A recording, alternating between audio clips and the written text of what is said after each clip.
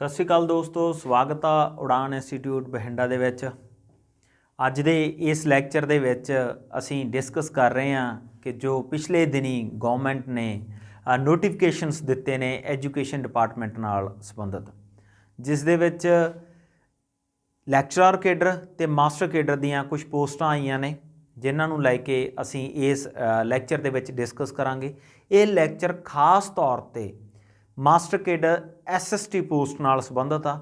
इस लैक्चर दे विच असीं SST दे विच जो ऑप्शनस ने, वैसे तो बड़ियां सारियां ऑप्शनस ने, तुसीं political science, economics, geography, history वगैरह वगैरह कई सारियां ऑप्शनस दे विचों कोई दो ऑप्शनस चूज़ करनियां, पर इस लैक्चर दे विच असीं हिस्टरी ऑप्शन नूं डिस्कस कर रहे हांगे। तुसीं सारे जाणदे हो कि पिछले दिनी चोण जाब्ते तो ऐन पहलां साडे कोले नोटिफिकेशनस आए ने इन्हां पोस्ट नूं लैके। लगभग 633 दे पोस्ट है SST दी, जिस दे विच ज़्यादातर स्टूडेंट्स कोले जिवें आपां देखदे हां कि हिस्टरी ते पॉलिटी ये दो कंबीनेशनस दे नाल स्टूडेंट इस कंपीटीशन दे विच उतरदे ने। तां इन्हां दो सबजैक्ट्स दे विचों हिस्टरी नूं असीं इस जिहड़ा हैगा लैक्चर दे विच डिस्कस करांगे। आस करते हैं कि तुसीं साडे नाल जुड़ोगे तो तुहानूं असीं तुहाडी मंजिल तक लैके जावांगे, जिस दे विच मेहनत जिहड़ा हैगा तुहाडा बहुत इंपॉर्टेंट रोल प्ले करदी है, तो साडी भी मेहनत इंपॉर्टेंट रोल प्ले करूगी। ठीक है जी, तो चलो इस लैक्चर दे विच असीं गल करदे आंगे कि हिस्टरी दे विच किहड़ा जिहड़ा सिलेबस सानूं आऊगा, असीं उस नूं किस तरीके नाल रीड करना गा, एक्सप्लोर करके बेसिकली साडे सामने आउंदा की है हिस्टरी नूं लैके। तो चलो जी, तुसीं जाणदे हो कि हिस्टरी एक बड़ा फुल फ्लैज ते वड्डा कंसैप्ट आ। इतिहास, हिस्टरी का पितामह किहनूं कहा जाता? हैरोडोट्स नूं कहा जाता। इंडियन हिस्टरी का पितामह किहनूं कहा जाता? कलहन नूं कहा जाता। इहदे पिछे की कारण है? हैरोडोट्स एक यूनानी जिहड़ा हैगा इतिहासकार सी, जिसने इतिहास नूं लिखण दी शुरुआत की, है ना। हिस्टरी तो बहुत वड्डा कंसैप्ट आ। जदों तो इंसान की आमद इस धरती ते होई आ, उदों तो लैके अज तक का समा जिहड़ा उहनूं असीं हिस्टरी दे विच गिणदे आ। जो लंघ चुक्या वो साडा इतिहास बन जाता। पर इन्ने वड्डे पैंडे नूं तय करना थोड़ा मुश्किल आ। तां साडे विद्वानां ने की कीता कि हिस्टरी नूं पार्ट्स दे विच वंडता, क्लासीफिकेशन करती उहदी, तां कि स्टूडेंट्स उहनूं आसानी नाल समझ सकन। हिस्टरी नूं असीं जदों मेन रूप च देखते हैं तो एक इंडियन हिस्टरी आउंदा जी,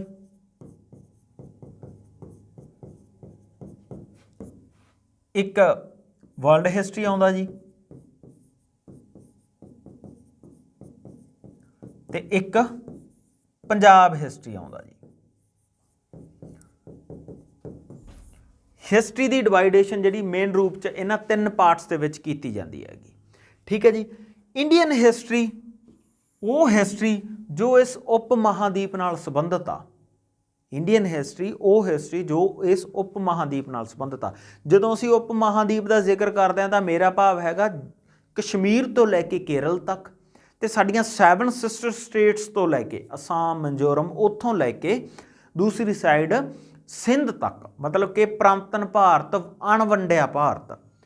इंडियन हिस्टरी एक जो इस उप महादीप का इतिहास आ उसनूं इंडियन हिस्टरी का नाम देता। साडे सिलेबस का सब तो वड्डा पार्ट आ, तां करके इंडियन हिस्टरी नूं भी अगे 3 पार्ट्स दे विच वंडता। एंशियंट हिस्टरी, जिसनूं तुसीं प्राचीन भारत का इतिहास कहने हो, जिहड़ा कि अननोन समय तो, मतलब कि शुरुआत तो लैके 712 AD तक का इतिहास आ जी। फिर मैਡੀਵਲ हिस्टरी, जिसनूं तुसीं मध्यकालीन भारत का इतिहास कहने हो, जिहड़ा कि 713 तो तुसीं कह सकते हो कि 1707 AD तक का इतिहास आ। फिर हैगा जी मॉडर्न हिस्टरी, जिहड़ा कि 1708 तो तुसीं कह सकते हो कि 1947 तक का इतिहास आ। तां भारतीय इतिहास, जो भारतीय उप महादीप का इतिहास आ, उहनूं सौखिਆਂ समझण लई 3 पार्ट्स दे विच वंड दित्ता गया: प्राचीन, मध्यकालीन ते आधुनिक भारत का इतिहास। अगला सैगमेंट है जी जिहड़ा इहदे च वो है जी वर्ल्ड हिस्टरी, दुनिया का इतिहास। ठीक है जी। तो इहनूं साडे लोकल खेतर तो छड्ड के एक अलग पार्ट बना दिता गया जिहड़ा दुनिया नाल संबंधित आ, उहनूं असीं वर्ल्ड हिस्टरी कहने आ। साडे इस मास्टर केडर के पेपर दे विच वर्ल्ड हिस्टरी दे सानूं सिर्फ 2 ही कंसैप्ट ने, उन्हां दा असीं अगे जिक्र करांगे।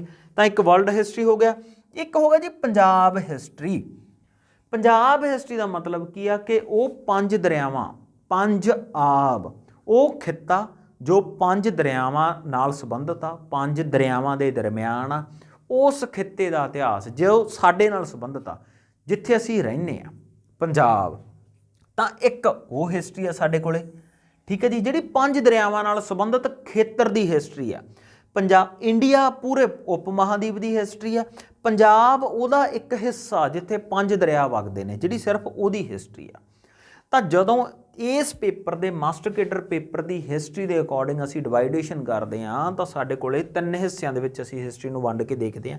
ਇੱਕ ਇੰਡੀਅਨ ਹਿਸਟਰੀ ਪਾਰਟ 1 ਆ, ਜਿਹੜਾ ਸਭ ਤੋਂ ਵੱਡਾ ਪਾਰਟ ਆ, ਜਿਹਨੂੰ ਅਸੀਂ ਅੱਗੇ 3 ਭਾਗਾਂ ਦੇ ਵਿੱਚ ਵੰਡਿਆ, ਇੱਕ ਵਰਲਡ ਹਿਸਟਰੀ ਤੇ ਇੱਕ ਪੰਜਾਬ ਹਿਸਟਰੀ। ਤਾਂ ਸਾਡਾ ਜਦੋਂ ਅਸੀਂ ਇਹ ਪੇਪਰ ਕਲੀਅਰ ਕਰਨਾ ਤਾਂ ਇਸ ਪੇਪਰ ਨੂੰ ਕਲੀਅਰ ਕਰਨ ਦੇ ਲਈ ਸਾਨੂੰ ਇਹ 3 ਜਿਹੜੀ ਕਲਾਸੀਫਿਕੇਸ਼ਨਸ ਦੇ ਪੁਆਇੰਟ ਆਫ ਵਿਊ ਤੋਂ ਦੇਖਾਂਗੇ ਤਾਂ 3 ਤਰ੍ਹਾਂ ਦੀ ਹਿਸਟਰੀ ਨੂੰ ਪੜ੍ਹਨਾ ਪਊਗਾ। ठीक है जी, अगे चलते हैं जी। नैक्सट है जी इहदा सिलेबस, सानू मास्टर केडर दे विच पढ़ना की पवेगा। हिस्टरी ऑफ पंजाब सब तो पहला सैगमेंट हिस्टरी ऑफ पंजाब की गल करते हैं जी, जिहड़ा पार्ट ए आ। हिस्टरी ऑफ पंजाब जिवें आपां हुणे गल कीती आ कि वो उत्थों दा इतिहास जो सिर्फ इस खित्ते 5 दरियावां दे खित्ते नाल संबंधित आ। ਤਾਂ ਇਹਦੇ 'ਚ ਸਭ ਤੋਂ ਪਹਿਲਾ ਜਿਹੜਾ ਕਨਸੈਪਟ ਆਉਂਦਾ ਹਿਸਟਰੀ ਆਫ ਪੰਜਾਬ ਦੇ ਵਿੱਚ, physical features of Punjab and their influence on its history. ਤੁਸੀਂ ਛੋਟੇ ਹੁੰਦੇ ਆਪਾਂ ਅਕਸਰ ਕਿਤਾਬਾਂ ਤੋਂ ਪੜ੍ਹਦੇ ਰਹਿੰਦੇ ਆ ਕਿ ਪੰਜਾਬ ਨੂੰ ਭਾਰਤ ਦਾ ਦਰਵਾਜ਼ਾ ਕਿਹਾ ਜਾਂਦਾ, ਡੋਰ ਕਿਹਾ ਜਾਂਦਾ, ਹੈ ਨਾ, ਕਿਉਂਕਿ ਸਿਕੰਦਰ ਤੋਂ ਲੈ ਕੇ ਐਂਡ ਤੱਕ ਨਾਦਰ ਸ਼ਾਹ ਤੱਕ ਜਿਹੜੇ ਜਿੰਨੇ ਵੀ ਹਮਲਾਵਰ ਭਾਰਤ ਤੇ ਹਮਲਾ ਕਰਨ ਆਏ ਨੇ ਉਹ ਪੰਜਾਬ ਦੇ ਰਸਤੇ ਹੀ ਆਏ ਨੇ। ਤਾਂ ਇੱਕ ਤਾਂ ਫਿਜ਼ੀਕਲ ਫੀਚਰ ਆ ਜੋ ਇਹਦਾ ਭੂਗੋਲਿਕ ਪੱਖ ਆ ਪੰਜਾਬ ਦਾ, ਇਹ ਬਹੁਤ ਇਹਨੇ ਇੰਪੋਰਟੈਂਟ ਰੋਲ ਪਲੇ ਕੀਤਾ ਇਹਦੀ ਹਿਸਟਰੀ ਬਣਨ ਦੇ ਵਿੱਚ ਕਿ ਕਿੱਥੇ ਸਥਿਤ ਆ। ਠੀਕ ਹੈ ਜੀ, ਸਾਰੇ ਹਮਲਾਵਰਾਂ ਦਾ ਰਾਹ ਬਣਿਆ ਪੰਜਾਬ, ਦਰਵਾਜ਼ਾ ਬਣਿਆ ਉਹਨਾਂ ਲਈ ਹਿੰਦੁਸਤਾਨ 'ਚ ਐਂਟਰ ਕਰਨ ਲਈ। ਦੂਸਰਾ, ਪੰਜਾਬ 5 ਦਰਿਆਵਾਂ ਦੀ ਧਰਤੀ ਆ, ਉਪਜਾਊ ਧਰਤੀ ਆ ਇਹ, है ना, उपजाऊ धरती आ, खुशहाली भी आई इत्थे उहदे नाल, पर जदों खुशहाली आई, खजाने होए, धन दौलत आई, तो हमलावर भी आए। तो इहदी जिहड़ी सिचुएशन आ जोग्राफिकली पंजाब दी, उहने इहदी हिस्टरी ते बहुत प्रभाव पाया। यही असीं इस कंसैप्ट दे विच पढ़ना, जिहड़ा कि साडे सिलेबस दा पहला कंसैप्ट आ। फिर है जी development of Sikhism during period of 10 gurus. Sikh धर्म 5 दरियावां दी इस धरती दे विचों एक धर्म पैदा होंदा जिन्हों सिख धर्म कहने, जिहदा मोढी बाबा नानक से, उत्थों शुरुआत होकर गुरु गोबिंद सिंह जी तक ये सिख धर्म के 10 गुरु साहिबान होंदे ने। उस तो बाद गुरु ग्रंथ साहब जी नूं जुगो जुग अटल गुरु का दर्जा दिता जाता। इन्हां 10 गुरु साहिबानां दे दरम्यान सिख धर्म ने की डिवेलपमेंट की, ये असीं इस सिलेबस दे विच पढ़ना होवेगा। फिर उस तो बाद गुरु गोबिंद सिंह जी तो बाद नदेड़ दे विच राजनीतिक आगू ऐलानिया गया बंदा सिंह बहादुर, जिसने सिख पंथ सिख राज नूं स्टैबलिश किया, लोहगढ़ नूं राजधानी बनाया, लोगों नूं जमीनां दा मालक बनाया, वगैरह वगैरह वगैरह कई सारियां अचीवमेंट्स उन्हें कीतियां। ठीक है जी, बंदा सिंह बहादुर बारे पढ़ना, बंदा सिंह बहादुर ते उहदियां की सफलतावां की प्राप्तियां सीगियां, इस चीज़ बारे आपां पढ़ना होगा। फिर उस तो बाद बंदा सिंह बहादुर दे समय तो बाद region and growth of Sikh misls. Sikh मिसलां नवाब कपूर सिंह दल खालसा की स्थापना करते हैं, 12 हिस्सों के धर्म नूं वंडदे ने जिहड़े कि सिख मिसलां बनदियां ने, उन्हां बारे आपां पढ़ना होए साडे सिलेबस का हिस्सा, reason and growth of Sikh misls. उस तो बाद उन्हां सिख मिसलां दे विचों एक मिसल सी शुक्र चक्किया मिसल। शुक्र चक्किया मिसल दे विचों एक बहुत ही महत्वपूर्ण आगू निकल के आउंदा होया महाराजा रणजीत सिंह। ਉਹਦਾ ਉਹਨਾਂ ਨੇ ਇੱਥੇ ਖਾਲਸਾ ਰਾਜ ਇਸਟੈਬਲਿਸ਼ ਕੀਤਾ। ਉਹਨਾਂ ਦੀ ਅਰਲੀ ਲਾਈਫ, ਉਹਨਾਂ ਦੀਆਂ ਅਚੀਵਮੈਂਟਸ ਕੀ ਉਹਨਾਂ ਨੇ ਸਿੱਖ ਰਾਜ ਦੇ ਵਿੱਚ ਐਸਟੈਬਲਿਸ਼ਮੈਂਟਸ ਹੋਈਆਂ, ਉਹਨਾਂ ਦੀਆਂ ਐਂਗਲੋ ਸਿੱਖ ਰਿਲੇਸ਼ਨਸ ਕਿਸ ਤਰ੍ਹਾਂ ਦੇ ਸੀਗੇ, ਇਹ ਸਭ ਕੁਛ ਇਸ ਕੰਸੈਪਟ ਦੇ ਵਿੱਚ ਅਸੀਂ ਪੜ੍ਹਾਂਗੇ ਕਿ ਮਹਾਰਾਜਾ ਰਣਜੀਤ ਸਿੰਘ ਦੀ ਲਾਈਫ, ਉਹਨਾਂ ਦੀਆਂ ਪ੍ਰਾਪਤੀਆਂ, ਅੰਗਰੇਜ਼ਾਂ ਨਾਲ ਉਹਨਾਂ ਦੇ ਸੰਬੰਧ ਕਿਹੋ ਜਿਹੇ ਸੀਗੇ, ਇਸ ਚੀਜ਼ ਨੂੰ ਆਪਾਂ इस कंसैप्ट दे विच पढ़ना। पंजाब हिस्टरी का बहुत इंपॉर्टेंट पार्ट आ। फिर महाराजा रणजीत सिंह की 1839 च डैथ हो जाती है ਤੇ ਉਸ ਤੋਂ ਬਾਅਦ 2 ਅੰਗਰੇਜ਼ਾਂ ਦੇ ਨਾਲ ਸਿੱਖ ਅੰਗਰੇਜ਼ ਯੁੱਧ ਹੁੰਦੇ ਨੇ, ਜਿਸ ਨੂੰ ਐਂਗਲੋ ਸਿੱਖ ਵਾਰ 1 ਤੇ ਐਂਗਲੋ ਸਿੱਖ ਵਾਰ 2 ਕਿਹਾ ਜਾਂਦਾ ਗਾ। ਇਹ ਜਿਹੜੇ ਵਾਰਸ ਹੋਊਗਾ ਦੋਨਾਂ, ਇਹਨਾਂ ਬਾਰੇ ਆਪਾਂ ਪੜ੍ਹਨਾ ਹੋਊ। ਤੇ ਦੂਸਰੀ ਐਂਗਲੋ ਵਾਰ ਦੇ ਵਿੱਚ ਜਦੋਂ ਅੰਗਰੇਜ਼ ਅੰਤਮ ਰੂਪ 'ਚ ਜਿੱਤ ਜਾਂਦੇ ਨੇ ਤੇ ਪੰਜਾਬ ਨੂੰ ਆਪ ਦੇ ਵਿੱਚ ਸ਼ਾਮਲ ਕਰ ਲੈਂਦੇ ਨੇ ਜੀ, ਇਸ ਚੀਜ਼ ਬਾਰੇ ਪੜ੍ਹਨਾ ਹੋਊ। ਤਾਂ ਬੇਸਿਕਲੀ ਸਾਡੇ ਪੇਪਰ ਦੇ ਸਿਲੇਬਸ ਨੂੰ ਅਸੀਂ ਜਦੋਂ 3 ਪਾਰਟਸ ਦੇ ਵਿੱਚ ਵੰਡਦੇ ਹਾਂ ਤੇ ਉਹਦੇ 'ਚੋਂ ਇੱਕ ਪਾਰਟ ਪੰਜਾਬ ਹਿਸਟਰੀ ਆ, ਉਹਦੇ 'ਚ ਅਸੀਂ ਕੀ ਪੜ੍ਹਨਾ, ਇੱਕ ਤਾਂ ਪੰਜਾਬ ਦੀ ਜੋਗਰਾਫੀਕਲ ਸਿਚੁਏਸ਼ਨ ਆ ਜੋ ਉਹਨੇ ਇੱਥੋਂ ਦੇ ਇਤਿਹਾਸ 'ਤੇ ਕੀ ਅਸਰ ਪਾਇਆ ਇਹ ਪੜ੍ਹਨਾ, 10 ਗੁਰੂਆਂ ਸਾਹਿਬਾਨਾਂ ਦੇ ਦਰਮਿਆਨ ਸਿੱਖ ਧਰਮ ਨੇ ਕਿਵੇਂ ਤਰੱਕੀ ਕੀਤੀ ਇਹ ਪੜ੍ਹਨਾ, ਬੰਦਾ ਸਿੰਘ ਬਹਾਦਰ ਦੀਆਂ ਕੀ ਪ੍ਰਾਪਤੀਆਂ ਨੇ ਇਹ ਪੜ੍ਹਨਾ, ਸਿੱਖ ਮਿਸਲਾਂ ਕਿਸ ਤਰੀਕੇ ਨਾਲ ਹੋਂਦ ਚਾਂਗਾ ਇਹ ਪੜ੍ਹਨਾ, ਮਹਾਰਾਜਾ ਰਣਜੀਤ ਸਿੰਘ ਨੇ ਦੀਆਂ ਪ੍ਰਾਪਤੀਆਂ, ਉਹਨਾਂ ਦੀ ਅਰਲੀ ਲਾਈਫ, ਅੰਗਰੇਜ਼ਾਂ ਨਾਲ ਸੰਬੰਧ ਇਹ ਪੜ੍ਹਨਾ, ਤੇ 2 ਜਿਹੜੇ ਐਂਗਲੋ ਸਿੱਖ ਵਾਰ ਹੋਏ ਨੇ ਉਹਨਾਂ ਬਾਰੇ, ਤੇ ਅੰਤ ਬ੍ਰਿਟਿਸ਼ ਲੋਕ ਜਦੋਂ ਪੰਜਾਬ ਨੂੰ ਆਪਦੇ ਅਧੀਨ ਕਰ ਲੈਂਦੇ ਨੇ ਇਹਦੇ ਬਾਰੇ ਪੜ੍ਹਨਾ। ਤਾਂ ਇੱਕ ਸੈਗਮੈਂਟ ਸਾਡਾ ਇਹ ਆ ਜੀ, ਠੀਕ ਹੈ ਜੀ। ਇਸ ਤੋਂ ਅੱਗੇ ਜਦੋਂ ਅਸੀਂ ਗੱਲ ਕਰਦੇ ਹਾਂ ਹਿਸਟਰੀ ਆਫ ਇੰਡੀਆ, ਭਾਰਤ ਦਾ ਇਤਿਹਾਸ, ਪਾਰਟ B, ਇਹ ਬਹੁਤ ਇੰਪੋਰਟੈਂਟ ਆ, ਇਹ ਸਭ ਤੋਂ ਵੱਡਾ ਪਾਰਟ ਆ, ਤਾਂ ਇਹਦੇ ਚੋਂ ਕੁਐਸਚਨਸ ਵੀ ਜ਼ਿਆਦਾ ਆਉਣਗੇ, ਨੰਬਰ ਵੀ ਜ਼ਿਆਦਾ ਆਉਣਗੇ, ਠੀਕ ਹੈ ਜੀ। ਇਹਦੀ ਸ਼ੁਰੂਆਤ ਕਿੱਥੋਂ ਹੁੰਦੀ ਹੈ ਜੀ, ਹੜੱਪਾ ਸਿਵਲਾਈਜੇਸ਼ਨ ਤੋਂ। ਵੈਸੇ ਤਾਂ ਇੰਡੀਆ ਦੇ ਵਿੱਚ ਜੇ ਹਿਸਟੋਰੀਕਲ ਅਸੀਂ ਬਿਗਿਨਿੰਗ ਦੀ ਗੱਲ ਕਰਦੇ ਹਾਂ ਤਾਂ ਉਹ ਸਟੋਨ ਏਜ ਤੋਂ ਆ। ਸਟੋਨ ਏਜ ਦੇ ਵਿੱਚ ਸੋਰਸਸ ਜਿਹੜੇ ਸਾਨੂੰ ਮਿਲੇ ਨੇ ਉਹ ਪੱਥਰ, ਉਹਨਾਂ ਦੇ ਔਜ਼ਾਰ ਵਗੈਰਾ ਮਿਲਨੇ, ਜਿੱਥੋਂ ਅਸੀਂ ਇਨਸਾਨ ਦੇ ਇਤਿਹਾਸ ਨਾਲ ਸੰਬੰਧਿਤ ਕਾਫੀ ਸਾਰੀਆਂ ਜਾਣਕਾਰੀਆਂ ਲੈ ਸਕਦੇ ਹਾਂ। ਪਰ ਸਾਡੇ ਸਿਲੇਬਸ ਦੇ ਵਿੱਚ ਜਿਹੜਾ ਸਾਡਾ ਪਹਿਲਾ ਕਨਸੈਪਟ ਆ ਉਹ ਹੈ ਹੜੱਪਾ ਸਿਵਲਾਈਜੇਸ਼ਨ, ਸਿੰਧੂ ਘਾਟੀ ਦੀ ਸੱਭਿਅਤਾ। ਉਹ ਸੱਭਿਅਤਾ ਜਿਹੜੀ ਸਿੰਧ ਦਰਿਆ ਤੇ ਉਹਦੀਆਂ ਜੋ ਨਦੀਆਂ ਸੀ ਉਹਦੇ ਨਾਲ ਸੰਬੰਧਿਤ ਦਰਿਆ ਸੀ ਉਹਨਾਂ ਦੇ ਕਿਨਾਰਿਆਂ ਤੇ ਵਸੀ ਹੋਈ ਸੱਭਿਅਤਾ ਸੀ, ਸਿੰਧੂ ਘਾਟੀ ਦੀ ਸੱਭਿਅਤਾ। ਤਾਂ ਇਸ ਸੱਭਿਅਤਾ ਨਾਲ ਸੰਬੰਧਿਤ ਸਾਨੂੰ ਕੁਐਸਚਨਸ ਆਉਣਗੇ, ਕਦੋਂ ਇਹਦਾ ਰੀਜਨ ਕਿਵੇਂ ਹੁੰਦਾ, ਕਿਸ ਤਰ੍ਹਾਂ ਇਹ ਫੈਲਦੀ ਆ, ਮੇਨ ਫੀਚਰਸ ਕੀ ਨੇ, ਡਿਕਲਾਈਨ ਇਹਦਾ ਕਿਵੇਂ ਹੁੰਦਾ, ਇਹ ਅਸੀਂ ਇੱਥੇ ਪੜ੍ਹਨਾ। ਫਿਰ ਹੈ ਜੀ ਰਿਗਵੈਦਿਕ ਸਿਵਲਾਈਜੇਸ਼ਨ।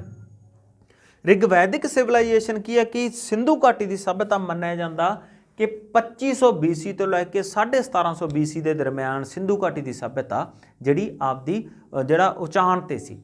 ਫਿਰ ਉਸ ਤੋਂ ਬਾਅਦ ਇੱਥੇ ਆਉਂਦਾ ਵੈਦਿਕ ਇਰਾ। ਵੈਦਿਕ ਇਰਾ ਦਾ ਮਤਲਬ ਉਹ ਸਮਾਂ ਜਿਸ ਦਾ ਸਾਨੂੰ ਚਾਰੋਂ ਵੇਦਾਂ ਨੂੰ ਪੜ੍ਹ ਕੇ ਪਤਾ ਲੱਗਦਾ। ਸਭ ਤੋਂ ਪੁਰਾਤਨ ਵੇਦ ਹੈ ਰਿਗਵੇਦ, ਜਿਹੜਾ ਜੋ ਜਾਣਕਾਰੀਆਂ ਸਾਨੂੰ ਰਿਗਵੇਦ ਤੋਂ ਪੜ੍ਹ ਕੇ ਪਤਾ ਲੱਗਦੀਆਂ ਉਹਨੂੰ ਅਸੀਂ ਵੈਦਿਕ ਇਰਾ ਕਹਿੰਦੇ ਹਾਂ। ਜੋ ਜਾਣਕਾਰੀਆਂ ਸਾਨੂੰ ਬਾਕੀ ਦੇ 3 ਵੇਦਾਂ ਤੋਂ ਪੜ੍ਹ ਕੇ ਪਤਾ ਲੱਗਦੀਆਂ ਉਹਨੂੰ ਅਸੀਂ ਲੇਟਰ ਵੈਦਿਕ ਜਾਂ ਉੱਤਰ ਵੈਦਿਕ ਕਾਲ ਕਹਿੰਦੇ ਹਾਂ। ਤਾਂ ਇੱਥੇ ਸਾਡਾ ਜਿਹੜਾ ਕਨਸੈਪਟ ਆ Rigvedic civilisation, region home of Aryan social, political, economic, religious life. ਕੁੱਲ ਮਿਲਾ ਕੇ ਵੈਦਿਕ ਕਾਲ ਦੇ ਵਿੱਚ ਲੋਕਾਂ ਦੀ social, political, economic, religious life ਕਿਹੋ ਜਿਹੀ ਸੀ, ਵੇਦਾਂ ਤੋਂ ਸਾਨੂੰ ਕੀ ਜਾਣਕਾਰੀ ਮਿਲਦੀ, ਅਸੀਂ ਉਹਦੇ ਬਾਰੇ ਪੜ੍ਹਨਾ ਹੋਊਗਾ। ਫਿਰ ਜੈਨਿਜ਼ਮ ਤੇ ਬੁੱਧਿਜ਼ਮ।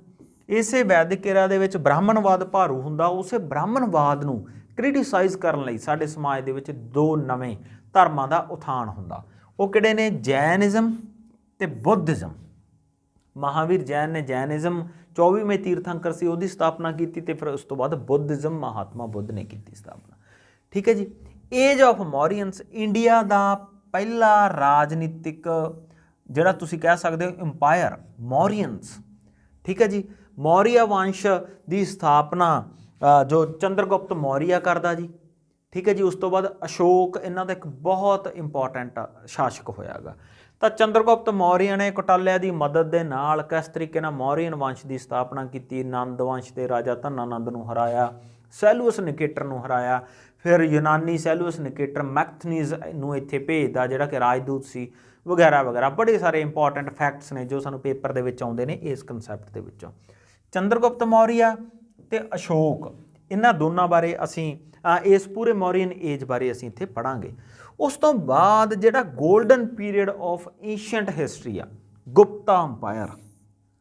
Golden period of ancient history, Gupta empire, ਜਿਸ ਦੇ ਵਿੱਚ ਸਮੁੰਦਰਗੁਪਤ ਤੇ ਚੰਦਰਗੁਪਤ ਦੂਜਾ ਜਾਂ ਚੰਦਰਗੁਪਤ ਵਿਕਰਮਾਦਿੱਤਿਆ, ਇਹਦੇ ਬਾਰੇ ਅਸੀਂ ਇਸ ਗੁਪਤਾ ਅੰਪਾਇਰ ਦੇ ਵਿੱਚ ਪੜ੍ਹਾਂਗੇ। ਬਹੁਤ ਇੰਪੋਰਟੈਂਟ ਰਾਜਵੰਸ਼ ਆ, ਪਹਿਲਾ ਜਿਹੜਾ ਉਪ ਮਹਾਦੀਪ ਦਾ ਵੱਡਾ ਰਾਜਵੰਸ਼ ਇਹ ਮੰਨਿਆ ਜਾਂਦਾ ਗਾ।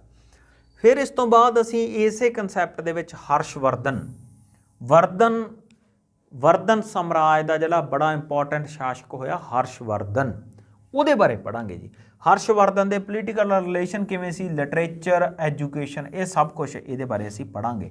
ਇਹਦੇ ਰਾਜ ਦੇ ਵਿੱਚ ਹੀ ਚੀਨੀ ਯਾਤਰੀ ਹਿਊਨ-ਸਾਂਗ ਇਹਦੇ ਦਰਬਾਰ 'ਚ ਆਉਂਦਾ ਗਾ, ਕਨੌਜ ਸੰਮੇਲਨ ਕਰਾਉਂਦਾ ਗਾ, ਚਾਲੁਕਿਆ ਦੂਜੇ ਤੋਂ ਜਿਹੜਾ ਹੈ ਪਲਕੇਸ਼ਨ ਦੂਜੇ ਤੋਂ ਚਾਲੁਕਿਆ ਵੰਸ਼ ਦੇ ਸ਼ਾਸਕ ਪਲਕੇਸ਼ਨ ਦੂਜੇ ਤੋਂ ਯੁੱਧ ਹਾਰਦਾ ਵੀ ਆ।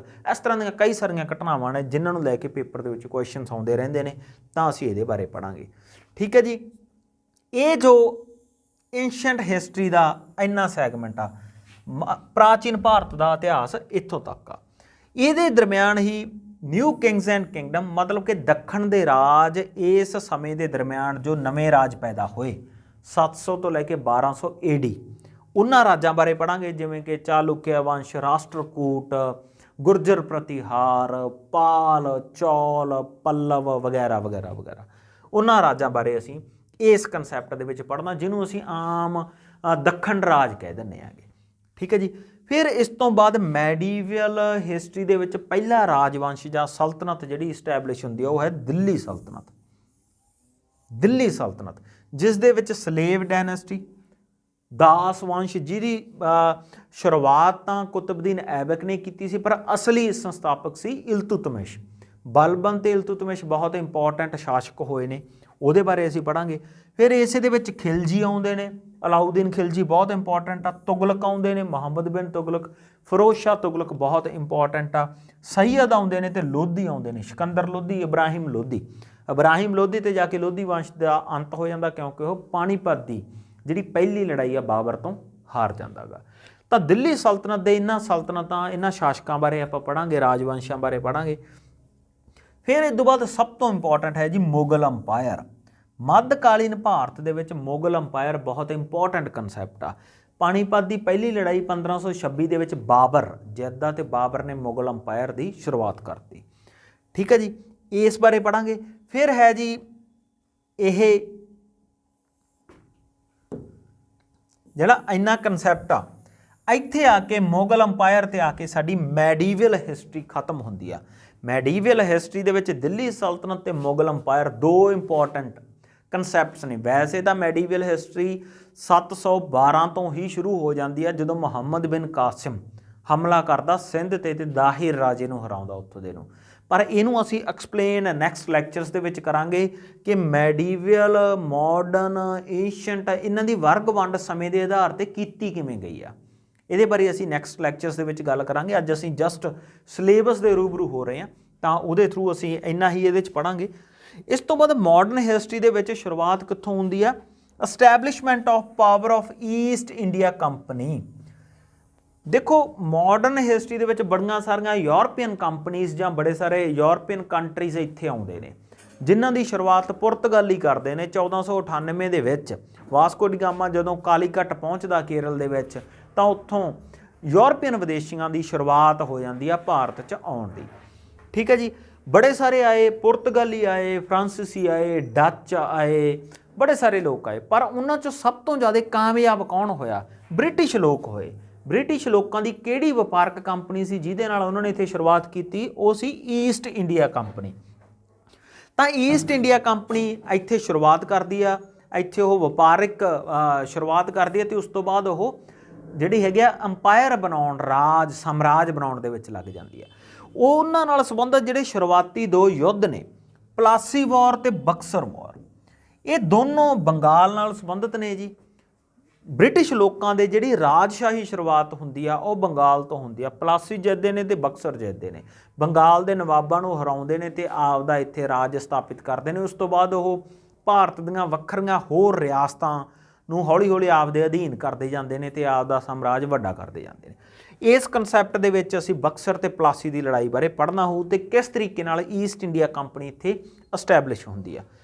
ਫਿਰ ਉਸ ਐਸਟੈਬਲਿਸ਼ਮੈਂਟ ਦੇ ਵਿਰੁੱਧ ਸਾਡੇ ਭਾਰਤੀ ਲੋਕ ਉੱਠ ਖੜੇ ਹੁੰਦੇ ਨੇ।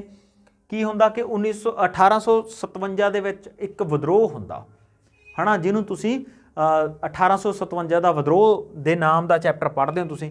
ਉਹਦੇ ਕੀ ਕਾਰਨ ਸੀ, ਕਿਹੜੀਆਂ ਪ੍ਰਮੁੱਖ ਘਟਨਾਵਾਂ ਹੋਈਆਂ, ਕੀ ਪ੍ਰਭਾਵ ਪਿਆ ਤੇ ਉਹ ਫੇਲ ਹੋ ਗਿਆ ਸੀ ਵਿਦਰੋਹ, ਉਹਦਾ ਕੀ ਕਾਰਨ ਹੋਇਆ, ਇਹ ਸਭ ਕੁਝ ਅਸੀਂ ਇਸ ਕਨਸੈਪਟ ਦੇ ਵਿੱਚ ਪੜ੍ਹਾਂਗੇ 1857 ਦੇ ਵਿਦਰੋਹ ਦੇ।